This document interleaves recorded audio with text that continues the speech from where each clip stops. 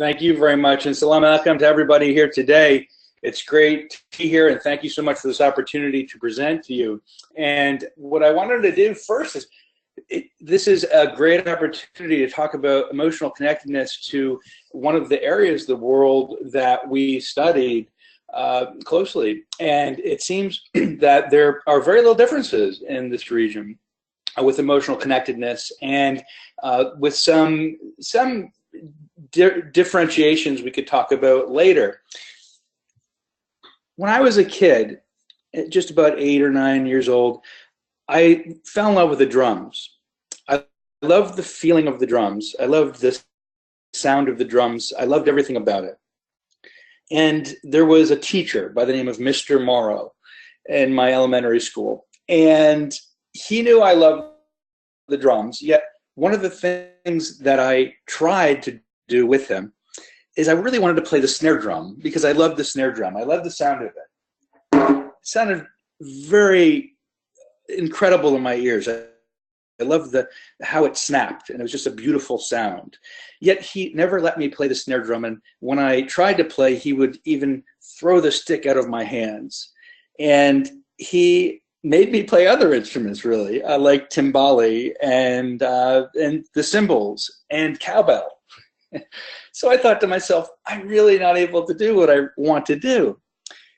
At that moment, I knew that even though I had this love for drumming and this love for what I did in drumming, it was the institution, the workplace, the social system that I was in elementary school was not allowing me to grow.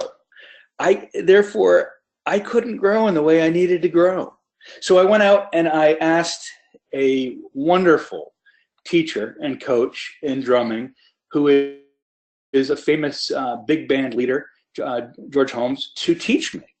And he taught me 3 to 4 times a week. I practiced at least 4 to 6 hours in the basement of my home to my parents' dismay. And I loved it. And I went on to play professionally. And you can see me here just when I'm, I think I was about 14 years old playing in a bar. And believe it or not, I, of course, don't drink. And I was young. Yet I started playing professionally. And it was something that I did with a great deal of love. And I began playing throughout my entire career professionally, and was asked to play with some of the largest bands in the world, like Allman Brothers and other large venues. And my love for drums was not squelched by Mr. Morrow, because I kept going. My will kept going. My love for that institution of drumming kept going. And that really is what emotional connectedness is all about. And why I looked at this study specifically, and how I have been developing strong knit networks of people who truly care and love not just for each other, but the larger iterative thought of what we're creating together and what it is that is helping us develop and grow. And I'll talk more about the different dimensions for what's helping us develop and grow and become not just better as executives, but also better as an organization, produce more, become a better company, improve retention, improve workplace outcomes. And it's this study that we performed, emotional connectedness and its effect on workplace outcomes, that was the basis behind the different factors that are so much more important than others that you see in the best lists for becoming a most loved workplace. Just an overview of our study. It was 149 senior executives from different Fortune 1000 companies, global. You saw the gender range there, the average age, and you'll see, there's equal a range of verticals. We saw promise actually in manufacturing, pharmaceutical, oil and gas, energy, biopharma, all of the high growth industries that you may imagine, IT, of course. And size ranges went all the way over 5,000 employees, of course, 1 billion plus with Fortune 1000. So when I'm going to give you the results of the study, I just ask that you cite the source when referencing inside of any of your materials. And the study name is formally The Effects of Emotional Connectedness on Workplace Outcomes. And it is being considered by several peer-reviewed journals, and it's by Best Practice Institute, and I'm the primary researcher on it. So this is the citation source for the research I'm about to present to you. This is the formal definition of emotional connectedness, and it gets to this intense connection of an employee and organization, how they feel about the employee and organization, that iterative, that concept that we have for organization that changes as different dimensions change, as the 5 dimensions change that I'm about to provide to you. And it tests the relationship between loving one's work and outcomes. And these outcomes, we have done comparative studies against our organizational citizenship behaviors, effective commitment, and the Big 5 personality inventory. And we found that there are strong, what we call Cronbach alpha relationships with these OCBs, effective commitment, and Big 5 personality inventory, which shows that the construct or dimensions behind the study that we found have high validity and can be used to predict workplace outcomes like engagement, like productivity or willingness to produce more, and also for retention. So it can be used in numerous ways as a predictive model. As we can see here, all of the other lists that you see in the market today, if you look at the comments in the sections beneath, you'll notice when people talk about their organizations, the reason why they love it is largely because of fancy foosball tables or napping pods. And they'll say, oh, my company gives me a great lunch place and these extra perks and benefits. As it turns out, that is not at all what our survey has identified as the most important aspects to loving your workplace. In fact, that's loving your workplace for dummies. It's not at all what companies really need to be doing these days. It isn't about the fancy napping pods and foosball tables at all. So what is it about?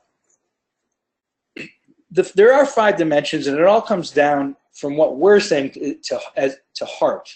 And that comes down to a feeling of value and respect from the organizations.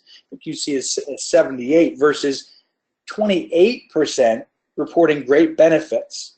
And you can see reporting organization lives the values and ethics it espouses at 76% versus compensation at 24%.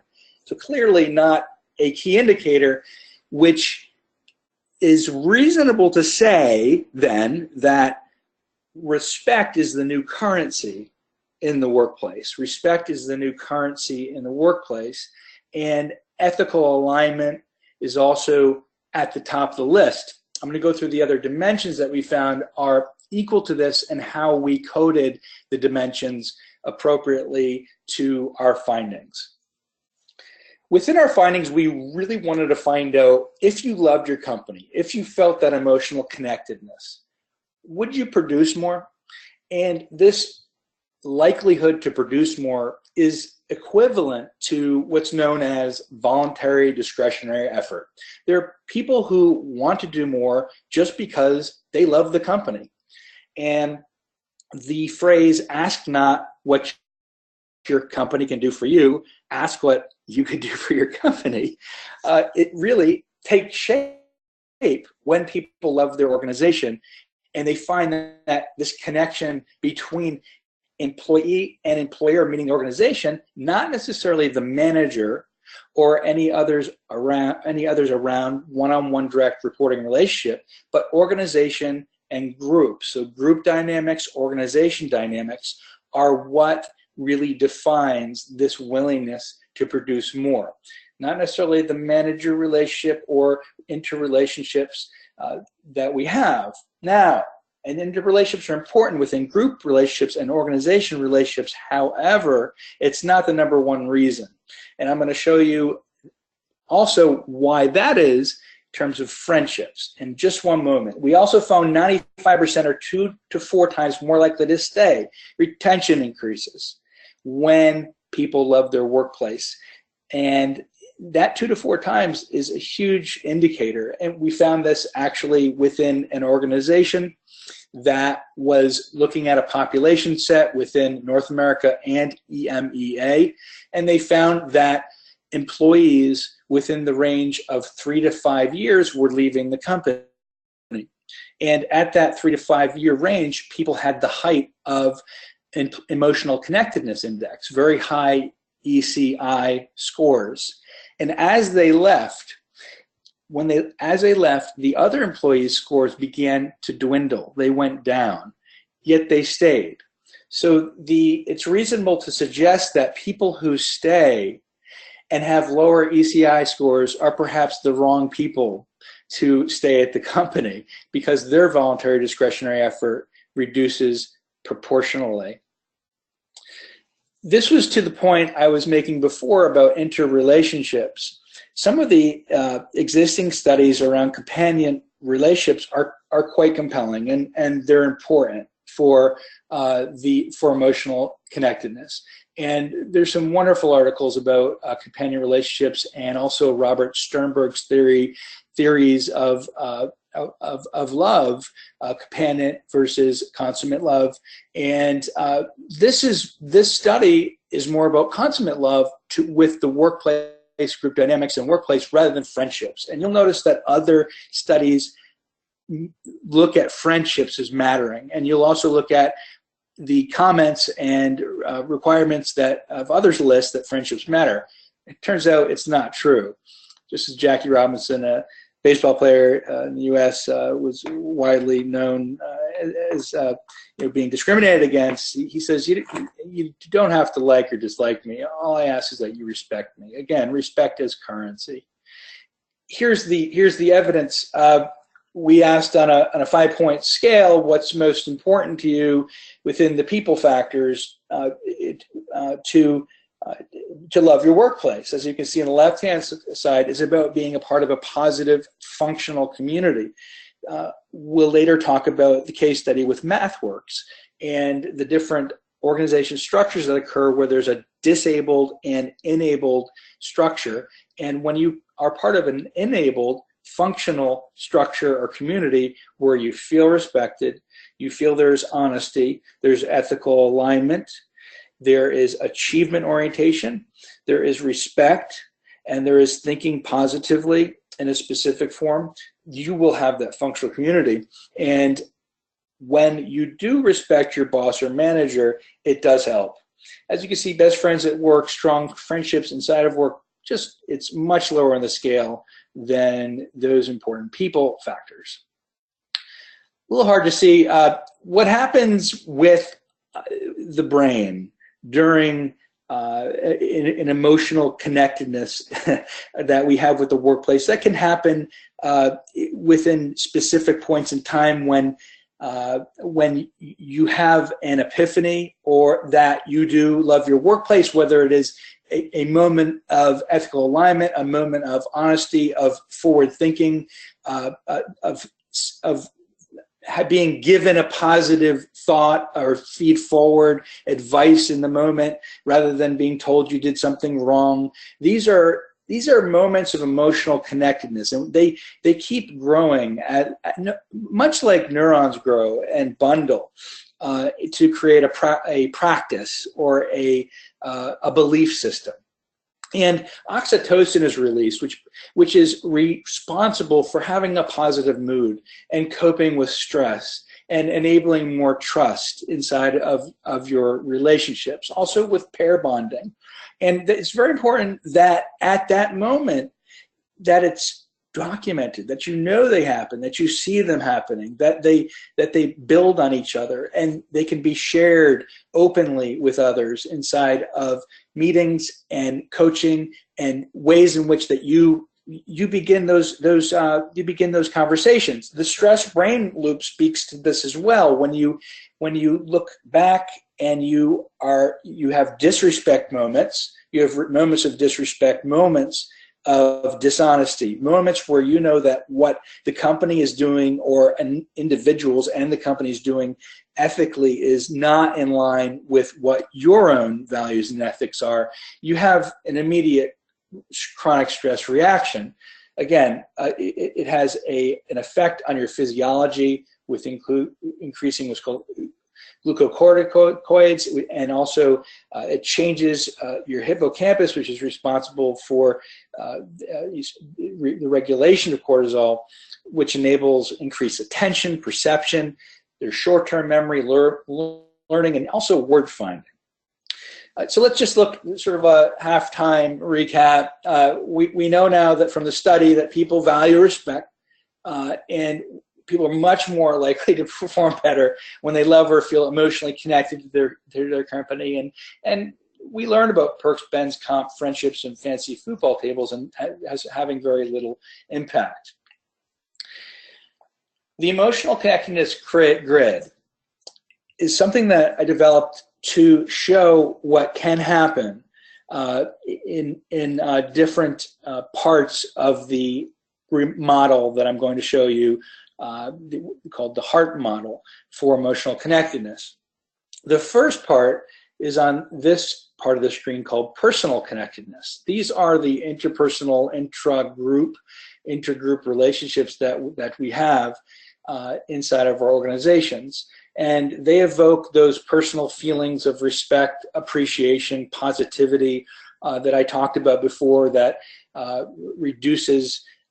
increases oxytocin, reduces cortisol, enables pair bonding and interrelationships, improves those interpersonal consummate and companion relationships that occur within the workplace, and decisions that happen. And it has a very strong connection to the organizational psychological concept of psychological safety. And the study itself was also compared to psychological safety, and showing a very strong Cronbach alpha to that concept as well, which is basically feeling safe within an organizational environment to speak out without fear. You're going to get not just fired, but hurt. A lot of times I hear this, people feel like they're going to be hurt. I was at an organization once at a Big 5 consulting firm about 25 years ago at the beginning of my career. I remember working 14-hour days. And one night, about 2 o'clock in the morning, I was still working. And believe it or not, the people who were my colleagues at this Big 5 were out at a party that night. I left the building and the alarm went off, and we had to call the principal consultant, of course, who ran it, and he decided he didn't want to come get me. So the police came, and police decided to say, well, what do we do here, Lou? And the police called the principal consultant, and which forced him to come. As you can see, this kind of immediate rush of cortisol for me, and this immediate rush of not feeling very connected to the people and organization made it hard for me to want to work there. And of course, at that moment, I knew that the next day I would resign. That resignation turned out to be a wonderful thing, because I created an organization that lives its ethics, and I found people that lives the ethics that I espouse. I found people, I surrounded myself with those people. I started working with wonderful people like Warren Bennis, who was a great person who led the movement of leadership development. And I created Action Research back at that time at Linkage. And I began loving this development of community. And the organization Connectedness on the bottom, so me leaving there and creating organizations, organization lives ethics it espouses, an organization values achievement and hard work. So what can happen in this case? barring my story here, what can happen in this case? In the bottom left-hand corner, when my personal connectedness is really low and my organizational connectedness is really low, I become disengaged. I become disengaged and I leave the company. I definitely don't want to stay 14 hours anymore. My personal will and skill no longer becomes a part of that organization. When you have high organizational connectedness, when you see that the organization itself lives the ethics it espouses, it could be doing volunteer effort, it could be have an environmental and sustainability policy that's extraordinary. It could have anything that outwardly looks like on a superficial level that the organization is doing the things that you believe in. And it values achievement and hard work. It makes sure you're going to stay those 14 hours. When that's really high on the scale, you can see, and yet personal connectedness is very low, so it's not matching. You're not feeling the respect. People are leaving and they're partying and they're living in an office that perhaps you need the code to but don't have it, and the police have to come in. You don't feel appreciated for staying that long. Doesn't seem very positive. People aren't thinking positively about your future. And you definitely don't feel safe to innovate when people aren't really caring about you. Social loafing is another organizational psychology concept of when you feel really safe inside of an atmosphere, yet you know that the organization isn't living values and isn't watching you. So you're in a tight-knit group or of individuals or team inside the organization, yet the organization isn't watching you, and it's not valuing achievement and hard work. So social loafing occurs. You start allowing others to take on your job and work, and that's harmful to everybody. And you start to meld into other people. You start to disappear. You're not seen from others at all. And this is hugely dangerous for organizations. As personal connectedness and organizational connectedness increase, we get our workplace outcomes, where you have more voluntary discretionary effort. People do want to stay later, or people want to stay at home and do their work in the way they need to do it, whatever the flex time or workplace policy may be around it, whether you're a contingent worker or you are an on-site worker, full-time employee. That voluntary discretionary effort becomes even higher. Your willingness to perform more. Of course, retention rates and engagement rates increase as well. This is what it looks like with social loafing. You see this individual not really doing what he should be doing and hanging out and not doing some very positive behaviors. And the others are taking up the slack, as they say, doing the work for that dysfunctional person who has been enabled by a dysfunctional workplace. The 5 elements of emotional connectedness and becoming a most loved workplace. We studied all of the qualitative answers to why people love their workplace and why they feel emotionally connected. And we came up with the HEART model. And the HEART model within the Emotional Connectedness Index has different indicators within them. And what I'm going to do today is just go through each one and define them, so you can see some of the keywords and areas that are most important within the HEART model. I'll give you also a look into a sample Emotional Connected Index survey, so you can see how this plays out within the index. Honesty is about the value of teamwork and collaboration, and having those open communication channels where feedback is shared openly and freely. And honesty is the concept and the competency. There is knowledge, skill, attribute, and behavior around honesty and the other dimensions, and also a way of being that allows for co-creation, that allows for testing and learning, that allows for dialogue that has ground rules, that achieves openness for the future and to innovate and develop and grow. very important, the concept of honesty and the evidence of it is, and how it's perceived by other employees in the organization. Very simple concept, simple wording that people can get their hands around, as we say, and understand. Example of honesty in the workplace, and specifically collaboration, teamwork, is MathWorks. MathWorks creates all of the equations and math for sending rockets into space for NASA and other complex government and manufacturing organizations. Brilliant people work at MathWorks. The engineers are absolutely incredible. And the workplace examples or suggestions engender positive feelings and evaluate teamwork, communicate and collaborate effectively are displayed here. And so the question I have for you is, do you have standards and practices for honesty and collaboration?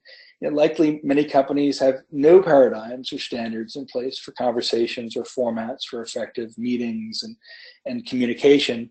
And I did want to see who here does have a standard for practice for honesty, which is teamwork and collaboration. And as I talk about the MathWorks example or throughout this, please feel free to place that into the chat bar in the bottom right-hand corner and let us know, if you do have a policy or practice for that, and if honesty does happen in your company. In the MathWorks example, I'm going to show you what they used within team development. MathWorks used a format for how they engage in effective communication.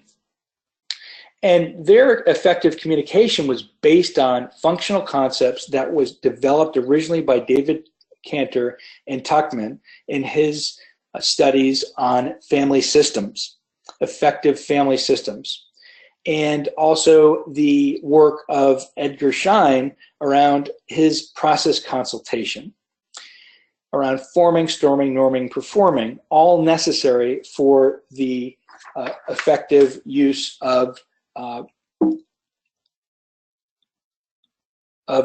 workplace. And to know this in the beginning is important because people may hear things or they may be uncomfortable in the beginning about how the group is forming and how they may be finding power and positioning and finding differences and conflicts, and things are escalating.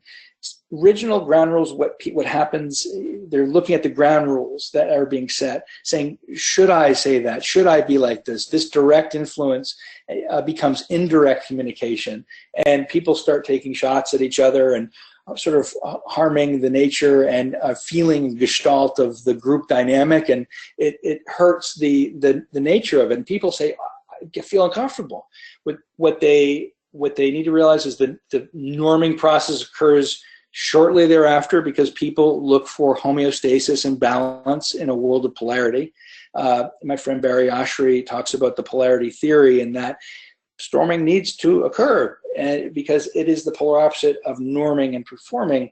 And we begin to look for that cohesion after that. And we go back to that accountability and began to differentiate and work towards being a great team and a great organization. In order for this to occur, there are 4 player roles that need to take place.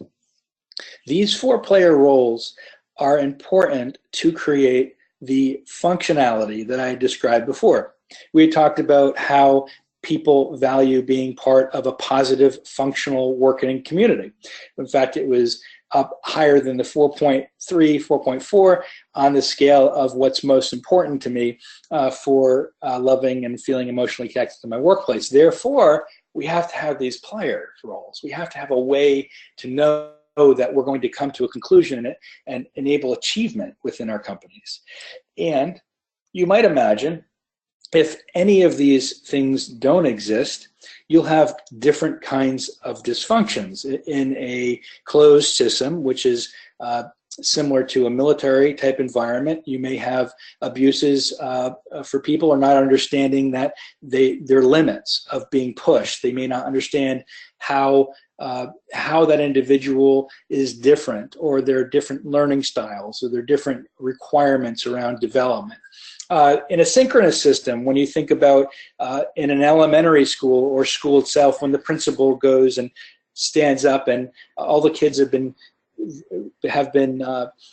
sort of yelling and screaming before, but the principal comes up and everyone hushes and is quiet. And as you might imagine, there are probably in this system not many challengers, and they're mostly all supporters. In a random system, which is probably a little bit like your college environment, our college environment, remember a lot of college dorms where everybody is moving and has new ideas, and there's plenty of mirrors and supporters and people are running around and all these ideas are coming out, yet no one gets anything done. It's completely random. And you also, the open system, which is much like the form of a U.S. jury, where you might imagine there is too much moving to a decision, and there's not enough dialogue, challenging and hearing and supporting. And what happens then is that you move the decision quickly because other forms of requirements, maybe it's you want to get back to your job and not stay in a jury for 10 days or 2 weeks. So you move to a decision quickly, which has enormous impact on an individual's life or millions of people's lives in different court cases.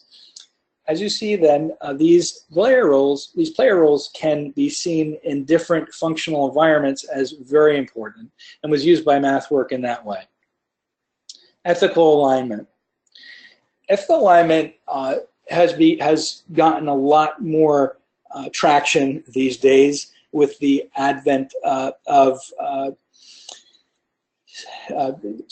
globalization, perceptions in the US and UK and Brexit, and versus other countries that are increasing their globalization. Therefore, diversity and cultural awareness has become more of a concern for them versus perhaps the United States. However, you may imagine this kind of ethical alignment is changing for the US in that globalization has brought great things to the US. And it seems that the only thing that is really reducing any kind of international trade for the U.S. is really, and we've seen this in some of the reports, is media and public sentiment.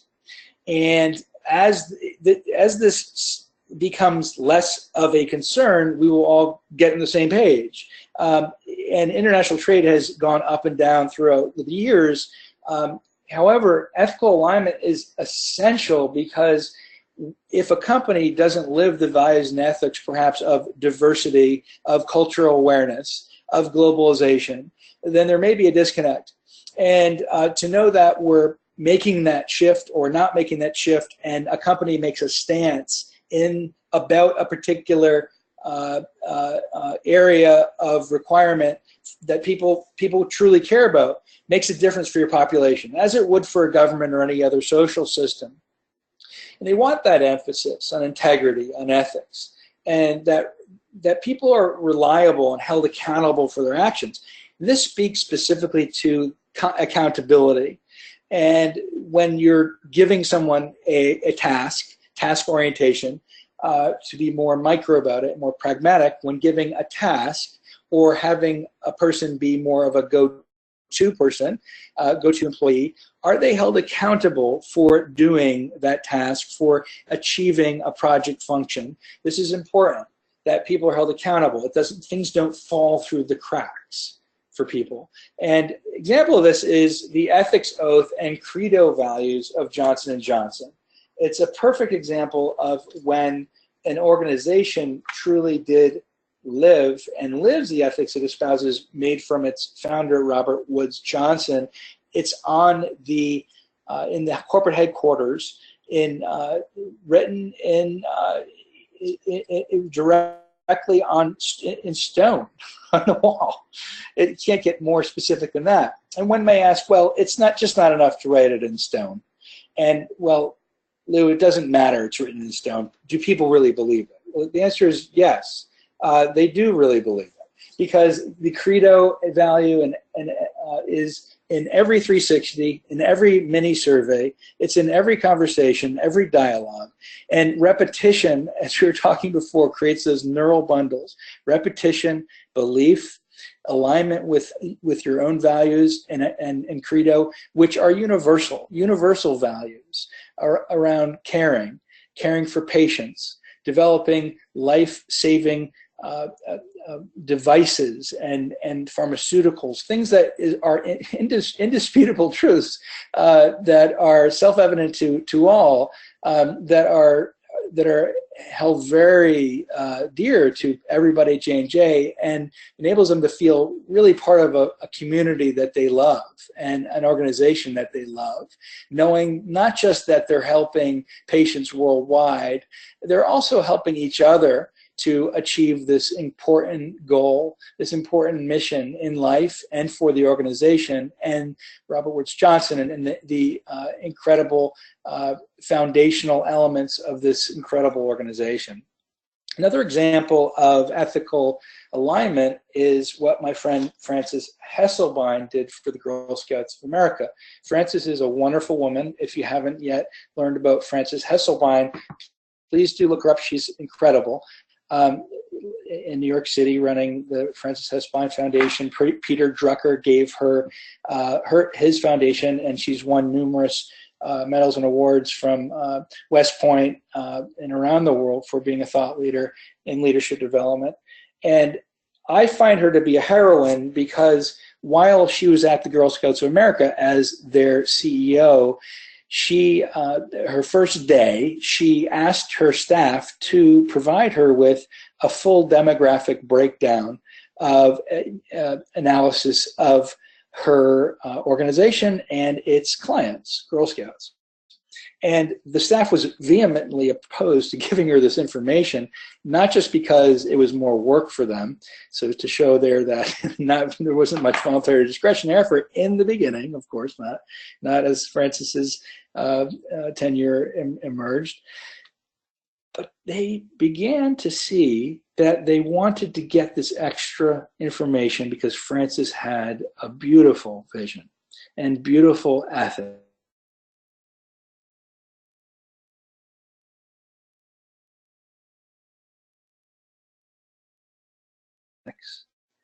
And it was very in the world. And how did she believe in the world? She believed that the states should show more diversity in the Girl Scouts of America. At that time, more than 90% of Girl Scouts were Caucasian white, and there was very few minorities.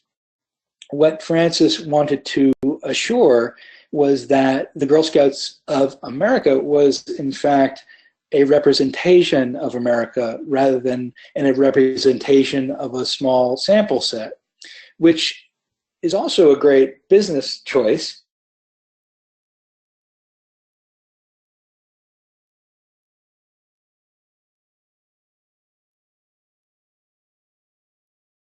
Because if we limit our market, we begin to reduce our membership possibilities, our client possibilities.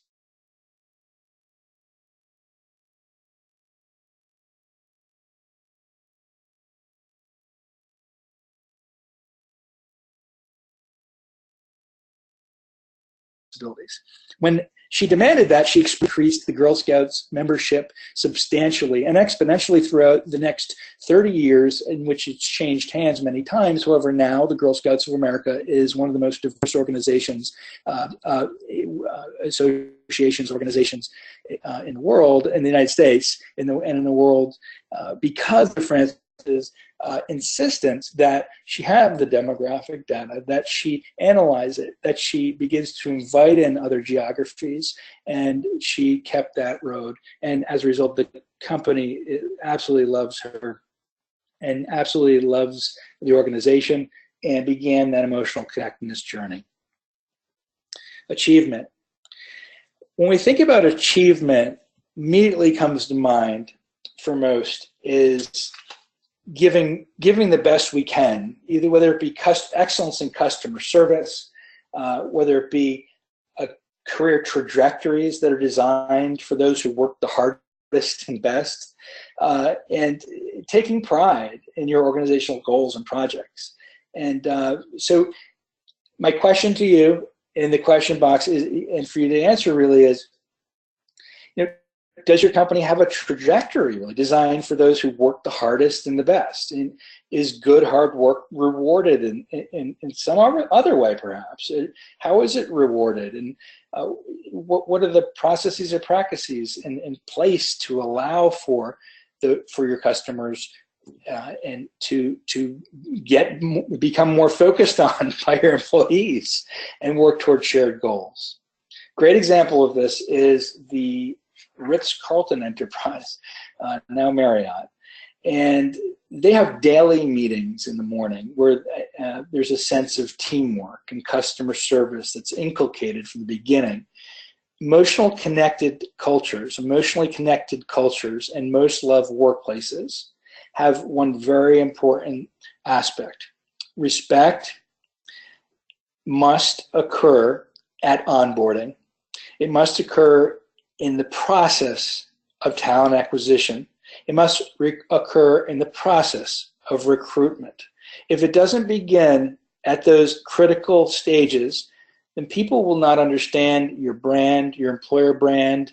They will not be attracted to your company in the same way. And Ritz-Carlton enables that, not just through their practice of daily meetings and sense of teamwork and customer service being inculcated in the beginning, but this pervasive pride among employees.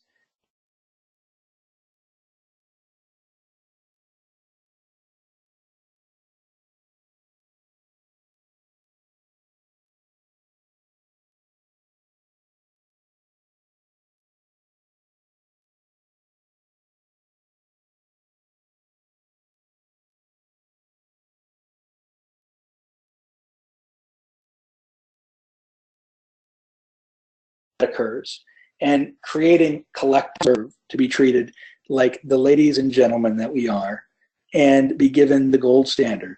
When that is a part of your employer brand, people flock. People who want to get their hands around and their heads around, their feeling around that gold standard. And that oxytocin release of caring for others, giving to others occurs, and the brand becomes enabled and powerful.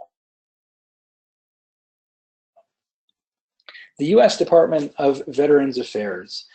The U.S. Department of Veterans Affairs is a great example because it comes from an era in the United States where we had some difficulty with, continue to have difficulty with veteran suicide rates. We have difficulty with soldiers coming home and being very much harmed from the psychological pressures, and they're suffering from post-traumatic stress disorder, and it's something that U.S. Department of Veterans Affairs has taken head on, and they do this through a very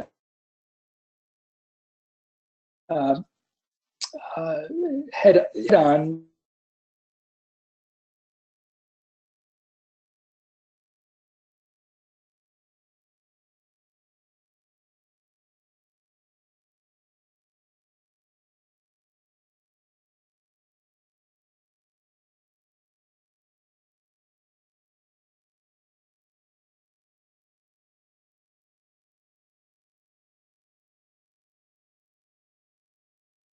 their virtual learning environment that is done in an e-learning format as well as an in-person on-site format.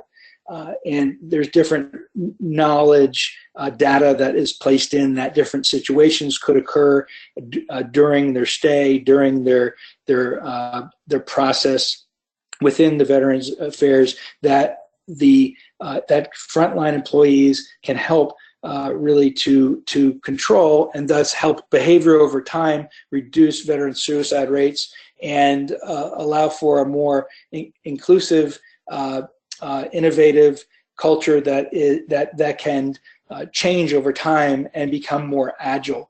Having leadership agility in a culture where customers are at risk of suicide is essential, and the U.S. Department of Veterans Affairs is doing a great job of that and reducing suicide rates because of that frontline employee development and their care for the entire process of veterans coming back home from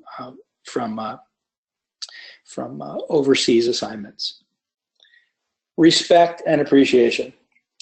Again, as I had mentioned before, respect was one of the top factors, and it had a lot to do with a functional, positive, caring community. And respect and appreciation doesn't come easy. A lot of people ask me when I present, they say, Lou, isn't respect earned? They say, isn't respect earned? It takes me, and they say, it takes me years to earn the respect of my boss. Or, you know, I don't respect anybody until they show me that they should be respected. And in our research, it showed that we need to be respected more than we respect others. So as a cultural norm across geographies, and with a little bit of difference in some geographies, but not significantly different, we find that we expect to be respected rather than we respect out of a cultural norm. So respecting isn't something that we just do. Respecting is something that we need to understand as part of our actual culture and our actual organizational cultures. Because if it's not part of our organizational culture from the very beginning, just getting a glass of water here, from the very beginning, then it will never be part of your organizational culture unless you create strong dialogue groups and you reinvigorate and transform your talent culture and restructure your organization's talent management function to include frequent airtime, appreciation sessions, transformational meetings, enablement of the team work and ethics, the allowance of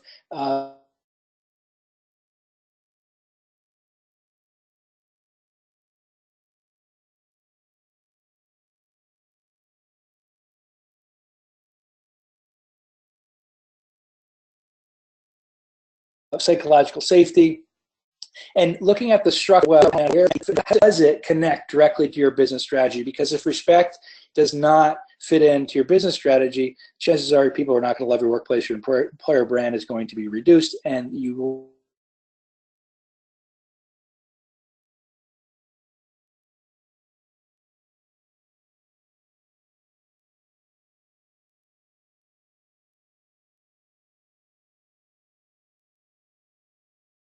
not have people who not only want to work for your workplace, your pipelines within your organization. Do I feel like I am being supported in my career, in my choices, and am I being allowed to take my personal take personal choice and take my ability to make decisions on my own? And even if you're told it's wrong, you don't fear that retribution. You are allowed to make those mistakes. A good example of this is Harley Davidson. So Harley Davidson is an example of a CFO who loved the company. He had very little experience, but a true appreciation and respect for its employees, the product, and everything the company stood for. And it had a very messy labor union dispute. And the reason why the CFO, Richard Kierlink, became CEO was because he created an organizational learning culture. And what that means is he brought together the top 12 inside the organization and he began creating a strong sense of community by co-creating the future of the company. And that co-creation of the future of the company was in line with what labor unions wanted and needed. And the labor union quickly joined on because Richard Teerlink loved the company, was part of the company, agreed with the labor union dispute, wanted to help them, and wanted to help Harley. And they turned around the company. They created functional communities of practice that help each other discover shared mental models, systems thinking, true appreciation for each other in meetings, a new culture that brought the company out of potential bankruptcy and disaster. And because Richard and the top team wanted to maintain an iconic brand, much like I really wanted to maintain my love for drums, Harley Davidson wanted to maintain their love for Harleys, this larger institution of Harleys and product and company that they once knew and loved. And today's one, it's obviously, it's still one of the most highest performing, one of the best brands or motorcycles in the world. So just moving on to thinking positively. Thinking positively is the last element of heart and has a lot to do with how we look to the future rather than the past. When the best example of looking to the future than in the past and giving thinking about how we can do better is Marshall Goldsmith's feed forward work. Marshall Goldsmith is a wonderful man, and we've been friends for many years. We wrote 4 books together. You can check about 2 of them out because I mention or cite this book because the case I'm going to describe next is in it.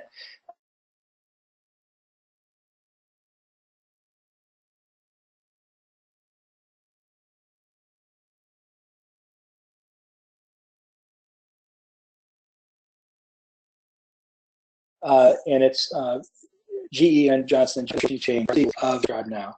So feed forward, not feedback. It's giving advice and appreciation. And what appreciation and advice does is it also is a big factor in psychological safety.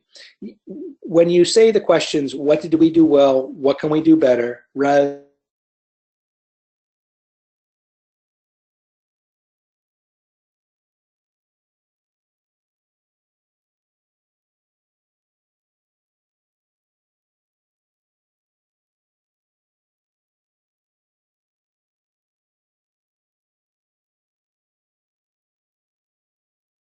than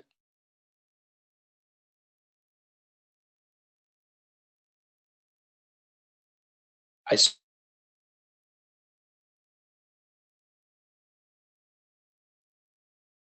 saw